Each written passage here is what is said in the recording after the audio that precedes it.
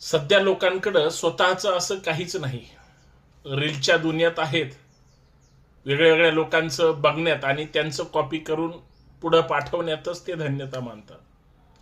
जो स्वतःचं निर्माण करतो तो निर्माता असतो, तो लोकांना काहीतरी नाविन्यपूर्ण देत असतो. आणि जे दुसऱ्याचं घेऊन तिसऱ्याला देतात ते फक्त मध्यस्थ असतात, पोस्टमॅन असतात. आमच्या समाजाचं सुद्धा असंच झालंय. आमच्या जवळच्या मित्रांचं, आपल्या आसपासच्या लोकांचं सुद्धा असं झालंय. होय, माझं असं झालंय का?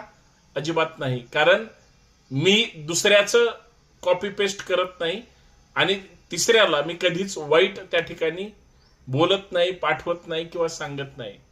याचा अर्थ असा आहे, दुसऱ्यापेक्षा स्वतःवर विश्वास ठेवून आपलं चांगलं हे जर जगाला सांगण्याचा प्रयत्न केला तर ते लोकांना आवडतं.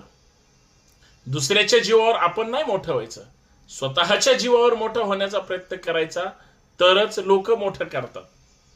पण तशी माणसं सुद्धा मिळाली पाहिजेत आणि चांगले विचार सुद्धा स्वीकारले पाहिजेत. जय शिवराय.